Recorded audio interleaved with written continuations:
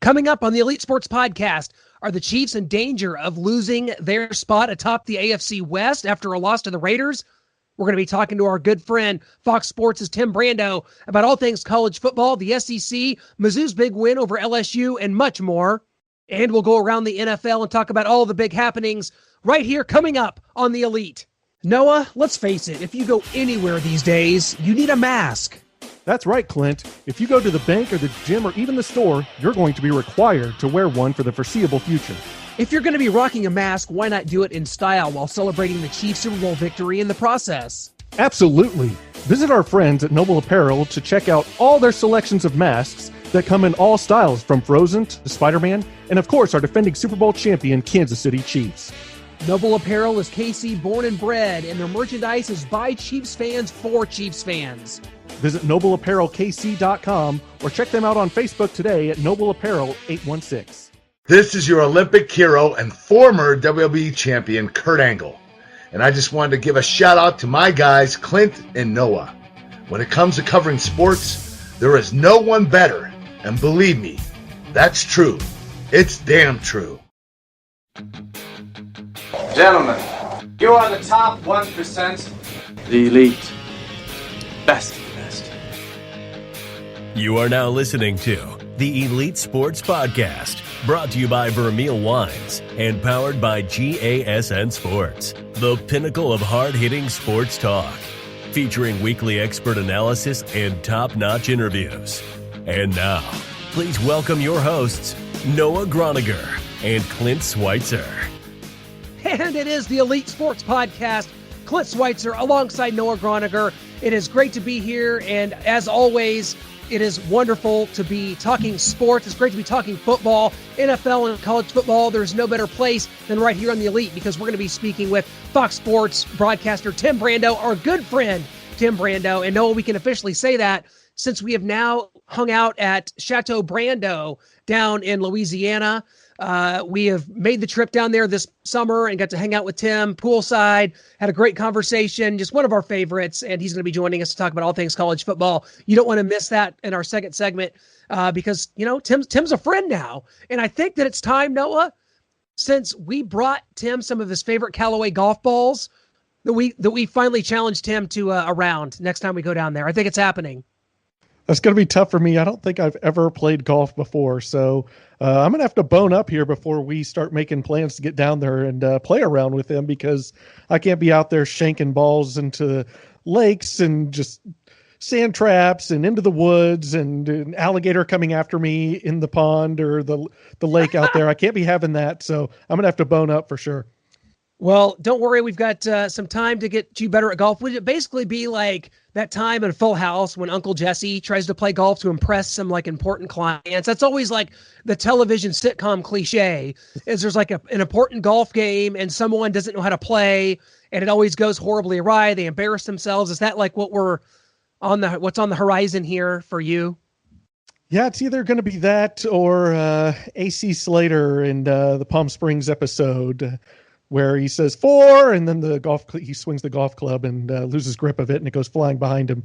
So there's going to be some sort of sitcom comedy to this. I probably need to bring my own theme music and just some sounds that I can play that are going to help me through this, because I can't just be out there and having Tim ridicule me for my horrendous golf play, because it's going to be horrendous. Well, we're going to be talking college football later on in the podcast, but we're going to start with the NFL and the Kansas City Chiefs. The loss heard round the world as the Chiefs lose for only the 20th time in 30 years to the Raiders on Sunday. The Raiders pretty much outplayed the Chiefs, definitely out-physicaled them at both lines of scrimmage in the victory for the Raiders. A huge win for them, for John Gruden, who is really trying to build this team. It's a young team, and they're starting to believe. They're 3-2 now. They're still a game behind the Chiefs. But, man, the Chiefs just did not look like they wanted to be out there for a lot of this game. Of course, the offense starts rolling in the first half. But when you have 2 touchdowns taken off the board due to penalties, it puts you in a tough spot. And the Chiefs have had that early in the year. It hasn't come back to bite them. But really, all the little things that have plagued the Chiefs this season all culminated in this loss. What is your takeaways now that we have had a couple days to decompress from this? Of course, the initial reaction is the sky is falling. The Chiefs never lose to the Raiders, and it's happened. They're 4-1. What do we make of this? Is this an indication of some bigger picture problems, or is this more of a one-off and the Chiefs are going to keep rolling and, get to that 13-3 mark and be viable for the 1 seed in the AFC still? Well, this seems to have been a problem that is a long time coming. This entire season, they haven't really had it all clicking. I know they played well against the Ravens. Wink Martindale, their defensive coordinator, was blitzing out of his mind, and Mahomes had open holes everywhere, but the Chargers made us look inept on offense. And then Bill Belichick, we thought, it was just his genius that came up with the scheme. It looked like the Raiders kind of copied what Belichick did, rush 4, drop 7, and we just couldn't really get anything going. Yeah, the offense did well in the first half there for a little bit, other than the penalties, and we didn't get the pass interference on Jonathan Abram against Tyreek Hill, and we just kind of shot ourselves in the foot there a couple times. And then in the second half, we have 22 yards of total offense. It's completely inexcusable until garbage time, where we started getting some yards and scored a late touchdown to make it look a little more respectable. But this was a complete and utter just team loss, total team loss, horrible offensive play calling, horrendous defensive game plan. We had Sorensen lined up on Darren Waller one-on-one when the Raiders lost to the Patriots. Bill Belichick bracketed Waller, took him out of the game. He only had 2 catches against the Patriots. He's killing us. He's wide open.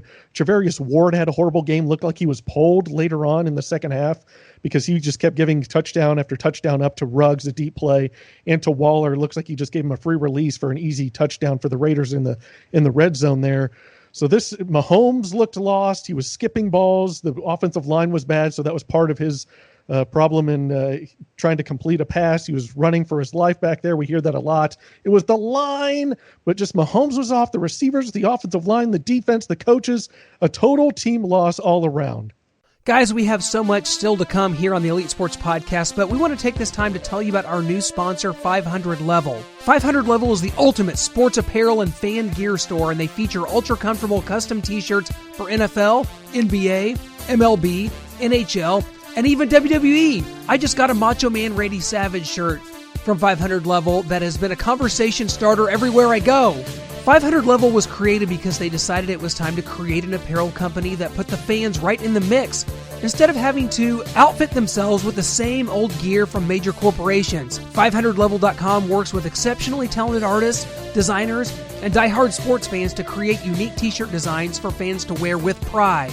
I mean, here in Kansas City, it's time to defend that Lombardi trophy. So stock up in 500 Level's unbelievable inventory of never-before-seen designs for players like Patrick Mahomes, Travis Kelce, Tyreek Hill, or even rookie Clyde Edwards-Helaire. You literally can't find that anywhere else. Use promo code KansasCity20 today for 20% off your order at 500level.com. That's promo code KansasCity20 for 20% off only at 500level.com. Well, as we look around now, we thought, certainly after the Ravens game, it's like, the Chiefs really had established themselves. And we looked around the AFC and we thought, who can compete with this team? Well, the Ravens, we thought were one of them. And the Chiefs match up really well with the Ravens. They knocked them off on Monday Night Football. Now the Chiefs play the Bills, a team that may be for real with Josh Allen. This is a type of game where people tend to write the Chiefs off after a lowly performance, and then they come out firing. We'll see what happens next Monday, as the game has been moved to Monday at 4:00. Another strange happening. Are you going to make it home are we going to be home from, work in time for that? I don't know. As we look around the AFC, things are evening out a little bit. How do you see this playing out? The Bills, obviously Chiefs and Bills, when they play, we're going to learn a lot more about both teams at that point. So the Titans finally gave it a go after, a long time off. So how do you see this AFC playing out? Are the Chiefs still the cream of the crop? Or is this one of those deals where, hey, you got the Steelers involved, you got the Bills, you got the Ravens, and maybe the Patriots get back with Cam Newton, and the Raiders, maybe they're better than we thought, and on and on. Where do you see this going here? I mean, I still feel like the Chiefs are going to end up being the cream of the crop. Like you said, we have the Ravens number. We beat them the last 3 times we've played them. You've got the Buffalo Bills. We're going to learn more about them when the Chiefs play them and how they match up. And of course, you got the Raiders. I don't think they're going to sustain this and be there at the end. This was their Super Bowl against the Chiefs. They came out, they wanted it, and they got it. The Chiefs just kind of laid down for them. So we'll see where this goes from here. You've got the Steelers. I'm not sure they have enough power on offense to really threaten a team. Their defense can create turnovers and and get in the backfield and sacks. So the defense can keep them in games. I'm not sure the offense can really stay with some of the higher powered teams out there. But I am worried about this Chiefs team. It's not because of the loss. It's because of how they lost. It's because of that second half, 22 yards of total offense before garbage time.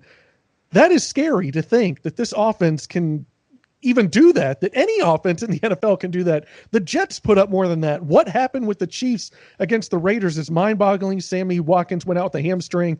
McCole Hardman isn't developing at the pace that we want, and we selected him over DK Metcalf, who had a game-clinching catch in the end zone for the Seahawks to beat the Vikings on Sunday Night Football.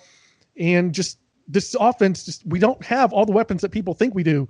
Clyde Edwards-Hilaire's kind of gone a little silent after the first week against the Texans. Demarcus Robinson, a.k.a. Demarcus Poopinson, can never make a play when it's in a crucial moment, crucial time. He's dropping touchdowns. He catches a ball when it's a 3rd and 17 for 5 yards, and he's just not around enough to make big plays in this passing game. We saw Nick Keiser drop a huge pass on 3rd down that could have moved the chains and kept it going on a 3rd and forever. We've got Travis Kelce, we got Tyreek Hill, and I'm not sure that we have a lot outside of that. I agree with you there, and I wrote an article for our website on gasnsports.com this week, bringing up the fact that perhaps drafting McCole Hardman over DK Metcalf was Brett Veach's biggest blunder so far as GM. And you know what? If that's the case, if it is his biggest blunder, we can live with it, because McCole Hardman made the Pro Bowl last year. He had over 500 yards receiving. He's shown the ability to be a good straight line runner and get behind defenses and make some plays. This year so far, he's just not getting on the field as much. And I'm not going to blame the coaches for that. There's obviously a reason. So yeah, you can start looking at it. When Russell Wilson says DK Metcalf is the best in the world at what he does, if that's what we're going for, if DK Metcalf becomes the top receiver in the NFL over the next couple of years, then yeah, we've already had a second-round disaster in Breeland Speaks out of Ole Miss, already cut from the team. So maybe Brett Veach has some sort of second-round kryptonite here. But aside from that, of course, you can't criticize him too much. He's done a wonderful job building a championship roster. And, you know, if this is his biggest faux pas to date, you can live with it. Guys, I hope you've enjoyed our NFL segment. Coming up in just a little bit, we're going to be going into college football. We're going to be doing it with none other than the best in the business. Fox Sports Tim Brando is coming up right after this. Well, there's nothing that goes better with football than beer, and we're excited to have Golden Road Brewing as one of our newest sponsors for the show. Founded in 2011, Golden Road is Los Angeles' largest craft brewery with brew pub locations across California. Golden Road is excited to celebrate the Kansas City Chiefs with its partnership beer, Kingdom Blonde Ale. Kingdom Blonde is available at local retailers and in the Chiefs Stadium during regular seasons. Golden Road's year-round offerings include Mango Cart Wheat Ale, Wolf Pup IPA, and Fruit Cart Hard Seltzer. Golden Road brewers are constantly experimenting with the freshest ingredients to keep fans' taste buds happy with a collection of rotating seasonals, creative flavors, and classic craft brews. Pick up a case of Golden Road beer at your local store to enjoy before the next game. Visit goldenroad.la/beerfinder to buy Golden Road beer now. Tim, we interrupted some grandpa duty there, man. How about that? I'm all good now. Hey, it's great to hear from you, man. We haven't been in close contact since we came down, and rumor has it from the country club down there, you haven't lost all the balls we brought to you yet either. So I guess that's a good sign. Yeah, my Callaways are in great shape, and you brought me some. You knew my brand, which was really nice of you. I appreciate that. Hey, we love it. We appreciated the time we got to spend with you. But now here we are. We are in the middle of college football season. It's happening, and I got to start here with the game you just called, TCU and Kansas State. You were just in Fort Worth. Man, talk to us about Kansas State. They lose their quarterback, Skylar Thompson, for the year. The Big 12, aside from Oklahoma State, doesn't really appear to have a playoff potential team right now, but Kansas State looks about as sure as they come under Chris Kleiman right now. I don't think any team that's lost a game, and I know Kansas State lost one, and they lost to a group of 5 team in Arkansas State, but they had a lot of players with COVID that week. To be perfectly honest with you, Clint, I think they're capable of running the table. I look at a lot of these teams that have one loss right now. Look at Oklahoma's schedule, by the way, and I know they've dropped 2, but if you look at their schedule, don't you think there's a chance they could win every game they've got left? I yeah, mean, Iowa State it's just too. One of those. Yeah. It's one of those years. Iowa State falls in the same category.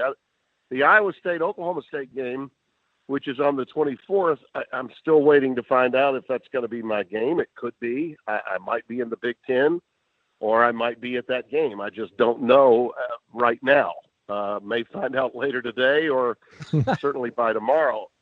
We have no Big 12 games next week, with the exception of Kansas and West Virginia, the only other one I know Sean McDonough was about to do, and then they called that off because of COVID concerns at Baylor, I think. So, Yeah. You've only got one game in the league next week, and Gus and Joel are going to do that one. So, but on the 24th, our backloaded schedule during the COVID era on Fox begins in earnest. We'll have a ton of Big Ten games and Big 12 games. And then, of course, in early November, the Pac-12 and the Mountain West get started. So, I'm trying to enjoy these games I can drive to in the Big 12 from the Chateau, with the understanding that pretty soon, when we get into the dead of winter, I'll be working all the way through Christmas week, doing college football with everything moved back. But look, all of these teams, Kansas State, Iowa State, Oklahoma State, are teams that could potentially win every game they've got left or drop half of them. I mean, it's just an incredibly balanced year. And as I mentioned in this week's On Brando, that I know you guys like to take a look at. Sure. You can find out late on Friday. These coaches just don't know. We're doing Zooms with these coaches, usually the away team on Wednesday or Thursday, the home team late in the day on Friday. With the rapid testing that these guys are getting, and it's 3 times a week, they may think they have everyone ready to go with their game plan, and then on Friday night they find out, 3 or 4 guys can't suit up, and that's for everybody in college football this year. So it's so much more of a mixed bag, is my point. And as it relates to that, some of these teams that you think really have it together can suddenly lose it just like that, and vice versa. Okay. So we're going to see, I think, even more shocking upsets than what we've seen. And I would submit to you that last week there were plenty and should have been more. I mean, Arkansas got hosed. That should have been an upset.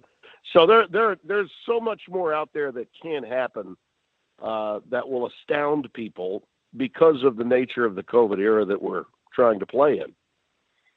Absolutely. And Tim, I know a big topic, we talked about it all off season, was Mike Leach and Lane Kiffin coming to the SEC, Mississippi State and Ole Miss. Mike Leach, we thought it was a shock in the nation that they beat LSU. Were the SEC going to be able to figure out this Mississippi State offense and the Matt Professor and Mike Leach? And then they dropped the next 2 games and only score 16 points in those 2 games. Lane Kiffin gave Alabama all they wanted. They fell short, leaving Saban to say he must have known the calls. They cheated. There's something going on here. So just what are the early returns here on Mike Leach and Lane Kiffin in the SEC? Well, who would have thought when we last spoke, when you guys came to see me in the middle of the summer, that with both of those guys hired, that each of them would be really looking up to the Q rating of the head coach at Jackson State. Think about that. I mean, I'm sorry, Deion's got more Twitter followers than the Lane Train and the Mad Scientist put together. Absolutely. It's bizarre. It's just wild what's going on in Mississippi. But I think that Kiffin, has to have been sent to. I mean, he sent a message big time about his abilities and with the offense that he's got, even with the loss to Alabama. And, I looked it up. This is how bad Ole Miss's defense was. Okay, just think about this.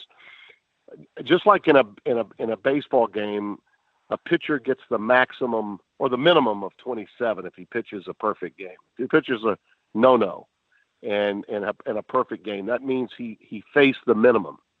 All right, well, in college football, you think about what would be the maximum number of yards that you could gain in a single game to say that you played almost a perfect game offensively.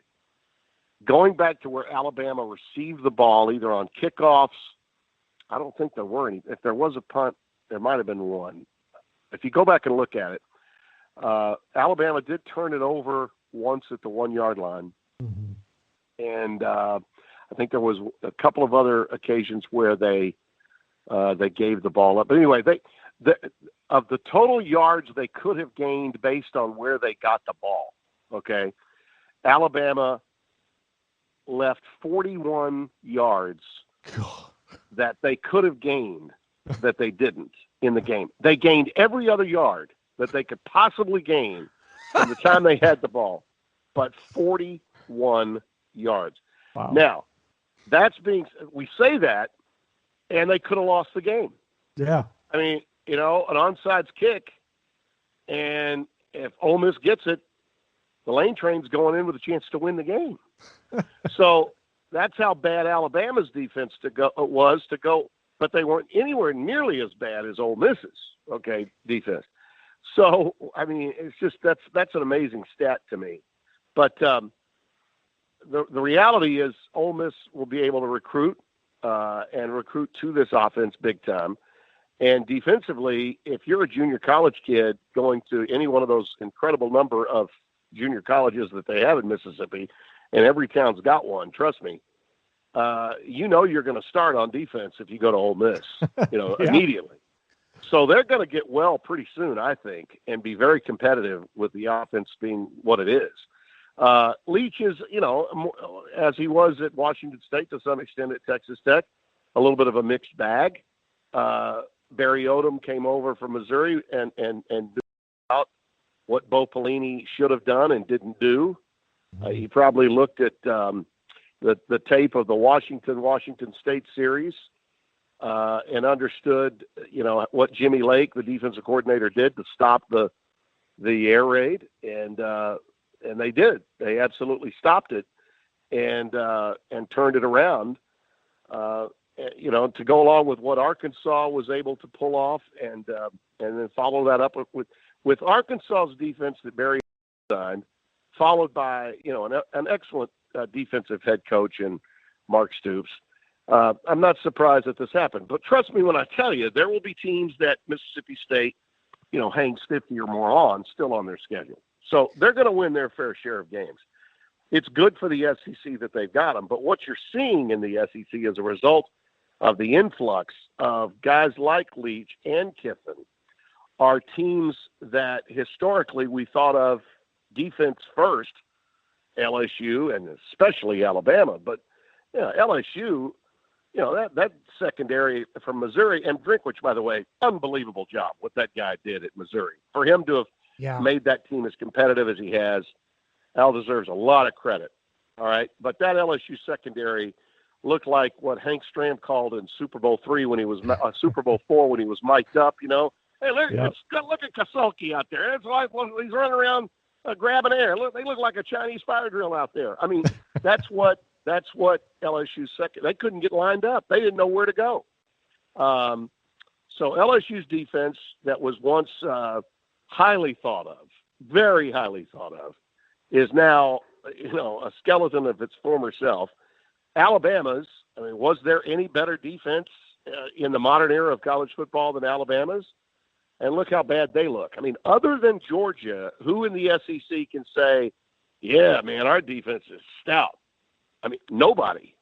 So you can, and I think a lot of people in the Big 12, especially some coaches, are laughing about this because there were a lot of arrogant SEC pundits and a lot of arrogant SEC fans that were saying they play no defense in the Big 12. Well, now you got a few of our coaches. What are you going to do about that, SEC? That's what's happening. You know what I mean? Leach comes into the league. Kiffin, who really Saban should have. This notion that he, signals, that's just Nick being Nick. He never wants to give credit to the opposition because he deems that as weakness and an excuse for his players to have.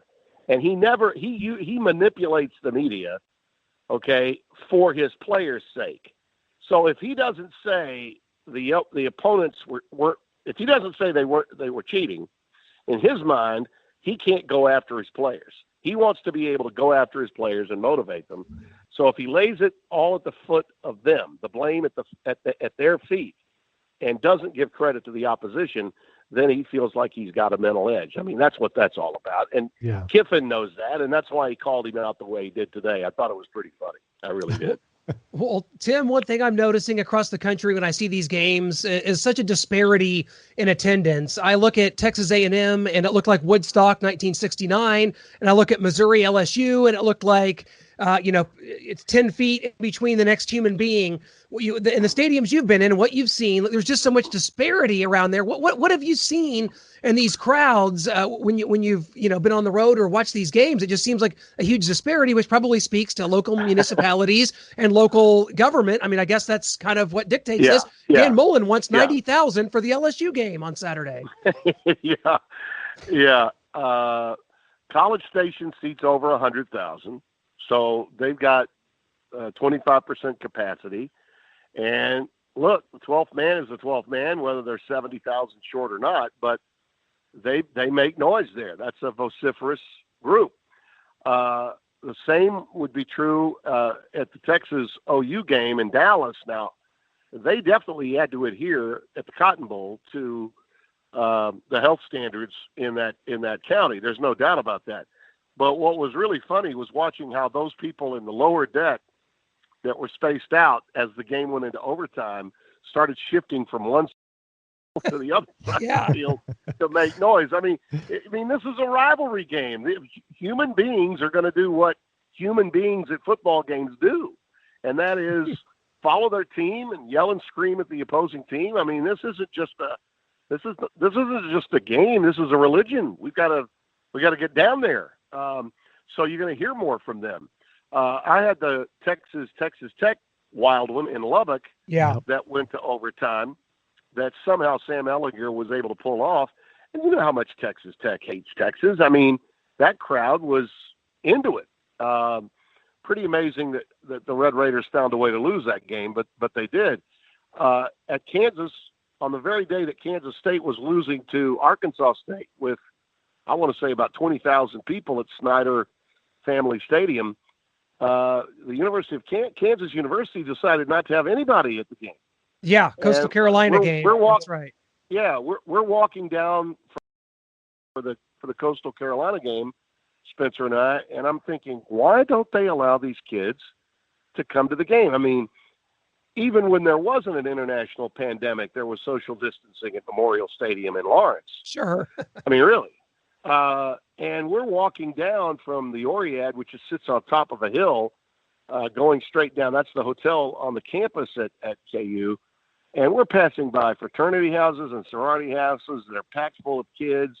You could smell the Patron down where we were walking. Okay. So they should have allowed those kids to go to the game. I guarantee you they would have been safer at the game than they were, in their tank tops and in the sorority houses. You're right. There is a difference depending on the game, the passion or lack thereof for football at said university. I don't think there's any question about that. But here's what's the bottom line to me, guys. And I know we've lost some games, and a lot of them have been in the Big 12, but they tried to start sooner than everybody else. They started on September the 5th. They built in these potential hiccups and rescheduling of games. But you know what's happening, guys? We're playing football, aren't we? We're now in week 6. And for all those people that said, there's just absolutely no way. It can't happen. It won't happen. Well, guess what? It did happen. And you can say, well, they're only doing it for the money, and you'd be right. But they're also doing it, I think, because they got to live. You got to get through this thing, and you got to find some happiness. And I think college football has provided quite a bit of happiness these last 6 weeks, not just to the people playing the game, but to the young people that are trying to enjoy their college life, that maybe can't go to class, but do work in their apartments and in their dormitories, if they can be in dormitories, on Zoom classes. But at least they've got something to go to, even if it's on a lottery basis And even if they aren't, they can say, well, I'm outside the stadium and I'm able to watch my team play. And that just brings a little level of normalcy to the world. And God knows we need it right now. No question. I love it when people are hammering me on Twitter, because at least they're hammering me about a game. Okay. As opposed to the crap that we have to be, put in front of as it relates to our country every day. So to those that said it would never happen, couldn't happen, and I was telling you that it would, it wasn't because I didn't care for human life. It was because I thought college football couldn't afford not to play, and that we would be better off were we to play. And I think both are true. Yeah, it's very well said, Tim. And I got to ask you about a game coming up this weekend. We assume at least there's no guarantees in this world today, but Alabama versus Georgia, 2 versus 3 this weekend. I'm not sure we know what we truly have in either team yet, but we should learn where they both really stand after this game. What are your thoughts going to be, and what are you looking for in this matchup? Alabama's defense will look a lot better because Georgia's offense is not nearly as dynamic as Ole Miss's.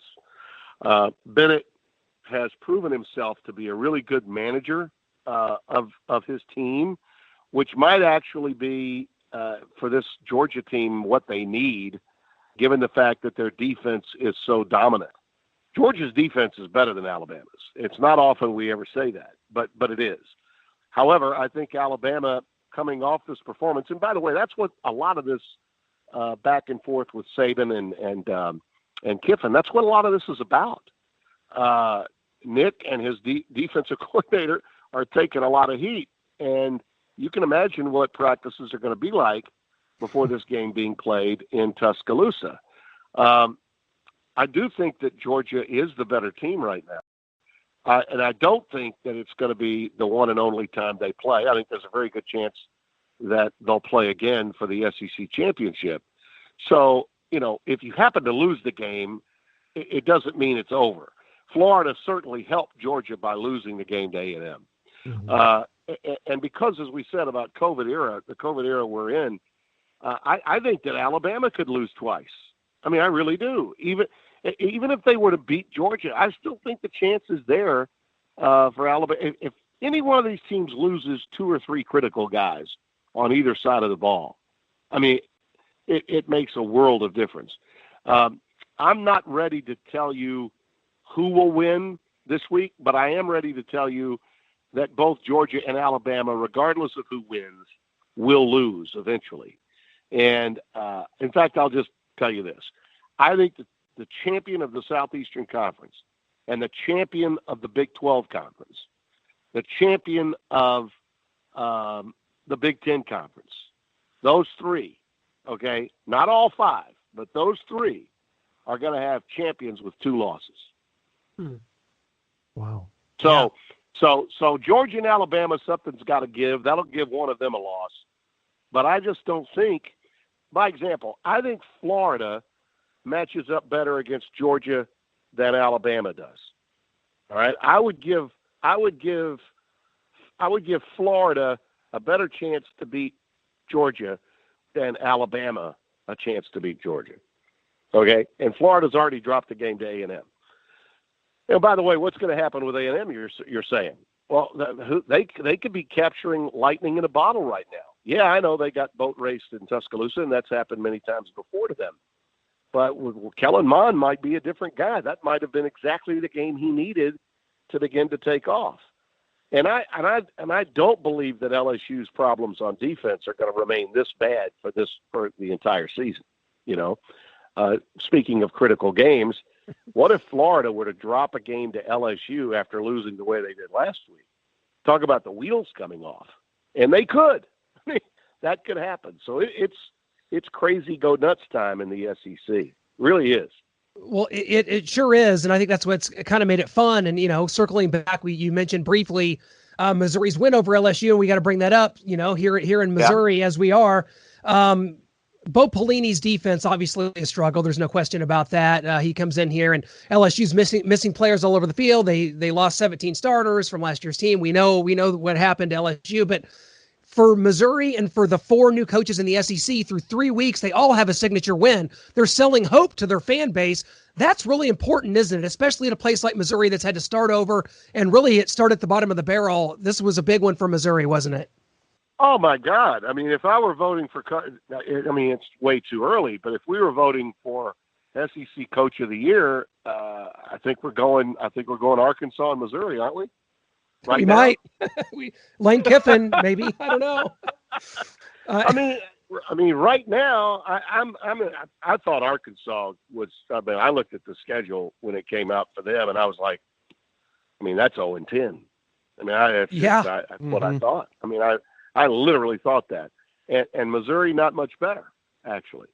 Ole Miss, because of Lane and because of the players he got, particularly Corral, a combination of Corral and Plumlee, I thought, he's going to win a few games here. Now, I didn't expect it to necessarily be at Kentucky, but they're going to win some games. They can outscore people. They'll get a few more. They absolutely will get a few more. But I think it's great for the league that these new coaches are doing well, because I don't think, even with the problems the conference is having with its defenses being torched the way they are, I don't think it's a sign that suddenly they forgot how to play defense, or that these recruits aren't what they were ballyhooed to be. I just think it's the bottom line of the college football world being flatter than people think. And regardless of what the image or stereotype of a team might be, during the COVID era, we're talking about balancing things out. Okay. When you lose 5 or 6 guys a week based on COVID concerns, and if they happen to be at the wrong spot on your depth chart, you can really pay a dear price for that. That's a lot of it too. So, I'm trying to tell fans to understand that these are not typical conditions, and that, I used to pick games. I called it my Saturday 6-pack. Yeah. I'm not doing it this year. I'm not doing it. There's no way. Anybody that wants to bet on games during the COVID era, oh my God, you need to be fitted for a straitjacket and a rubber cell, because, look what happened with Kansas State at Oklahoma. They were down 7 guys, 5 of them on defense, and they beat Oklahoma. Hello? Come on. That's nuts. But that's the world that we're living in right now, and I think it's very unpredictable. I do on a couple of shows when I really have conviction, make a pick, and I did last week in Jacksonville, Florida. I know I angered a lot of Florida fans, but I liked A&M in that game against Florida. And the reason I did is because it's about desperation. They had been beaten badly by Alabama. Jimbo had been taking a lot of heat, and he's not had really a signature win since taking over. And this is a Florida team that has been told all week long, they're the best team in the conference. They're really better than Georgia. Georgia's offense is awful. And what are they, their offense was still good, scored a lot of points, got a lot of yards, but their defense was vulnerable, and they were torched big. Dynamic, explosive playmaking can beat that defense. And, so the defensive coordinators, whether it's Grantham at Florida or Pelini at LSU, these guys are becoming big-time scapegoats for coaches who know if they don't get it fixed quick, they're going to be the ones in the frying pan, as opposed to their defensive coordinators being thrown under the proverbial bus. Yeah, everybody wanted to talk COVID era. We're going to put an asterisk by this. We're going to let these coaches coach. It didn't take long to start seeing the same old stuff come raining down, and that's kind of that's a good thing though. Like you said, hey, we're talking about games and we're putting this stuff under a microscope, and that's a lot better than the alternative. Tim, am I to understand you don't have a game this week? Is that the case? No game this week for you? Right. Yep. So we'll see you back October 24th. October the 24th, yes. And as we speak, I will speculate for you that I think I've got a good handle on it. If I'm in the Big 12, it'll be the second game on Fox. which is Ohio State, Nebraska in the big noon window that weekend. And the second game is Iowa State at Oklahoma State. I mean, that's a very big game in the Big 12. And I'm still, listen, I was getting absolutely torched after week one. I had Iowa State in my top 10, my preseason top 10. I think I had them number 6 in the country, I think. And people are like, what? Are you out of your mind? They lose at home to Louisiana Lafayette. And look at what they've done since, And I like them. I think Matt Campbell's defense, gun to my head right now, and I know you don't have one there, but gun to my head right now, never. The team I believe is the best team in the league right now is Iowa State. I think they offensively and defensively have a great combination as they get their running game going, and Reese is really coming around in that position to go along with Purdy and his receivers. Purdy had his one bad game, got it out of the way early, and I think that they're in good shape right now. Oklahoma State, as they get their quarterback healthy to go along with the great backs, you can make a case that LD Brown is running it better than Chuba Hubbard right now. Yes. And the defense is really just playing lights out. So that's going to be a fun game. And if we don't do that game and they send us out to the Big Ten, then there's I think there's a 2:30 game, or it would probably be a game that would be on opposite the Fox game in the Big 12, which is Penn State at a much improved Indiana. That's the second Big Ten game that the Fox family of networks will have that weekend. So I think Spencer and I will either have the Iowa State, Oklahoma State game or the Penn State, Indiana game. Well, no matter what, Tim, we'll be watching. We love everything you do. We can't thank you enough for hopping on with us. We love doing this with you. Thanks so much, and take care. Enjoy your week off. Get some games in. Play some golf. Watch some games, and we'll see you on October 24th. There'll be some golf play. Well, that's just what I hear. I know what it's like down there. I've seen the course now. That's our next goal. We're going to come down and play around with you, and then we'll really see that's what we're made of. Oh, that's an absolute given. No problem. And the 19th hole will be on me too. Hey, I love it, Tim. Thanks so much, man. Take her easy, and we'll be looking for you on the 24th. Thanks, man. Okay, fellas. Bye-bye. Thank you. We got to pull Tim away from grandpa duty for just a little bit to talk some college football, and there's nobody that I'd rather talk college football with because he is the best in the business. He's had a couple of weeks off this year because the Big Ten hasn't been playing yet, but we've seen him do some Big 12 games. We saw him do K-State, TCU, and we've got his thoughts on kind of what's going on so far. And I agree with Tim. The fact that we're playing, the fact that we're talking about games, it just feels good. He said we'd be playing from the get-go. Maybe he took a little shot at you, Noah. You said college football can't do this, and Tim said, yes, they can.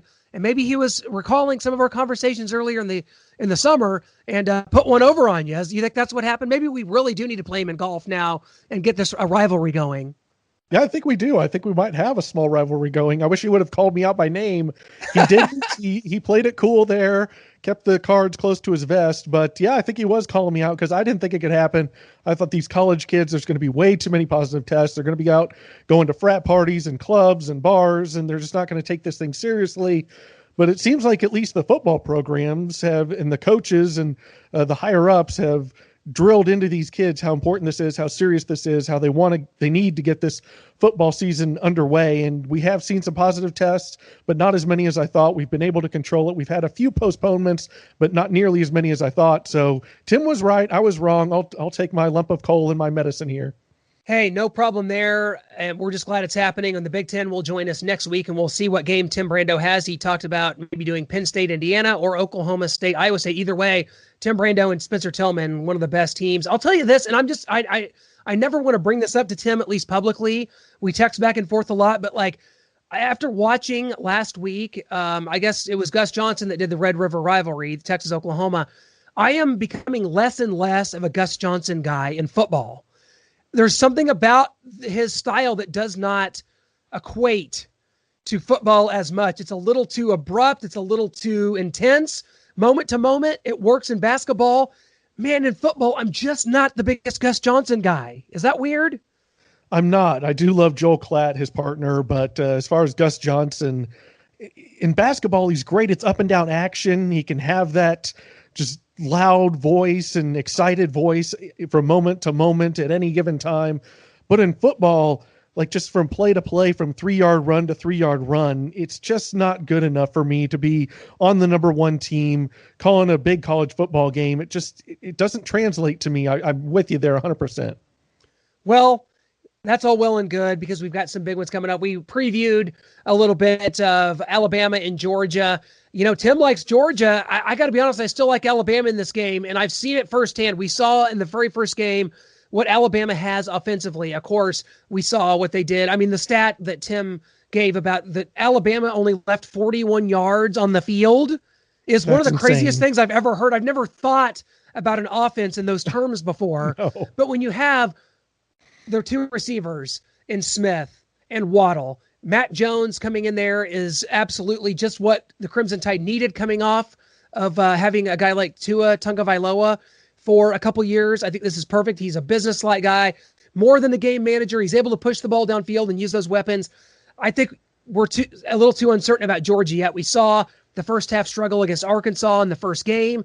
I think that something like that is still very possible, especially against a team like Alabama that still has players all over the field. I like Alabama. That's your game of the year in the SEC, and I think you're going to see a rematch of this in the SEC championship. So this may be round one here, Georgia and Alabama. What say you?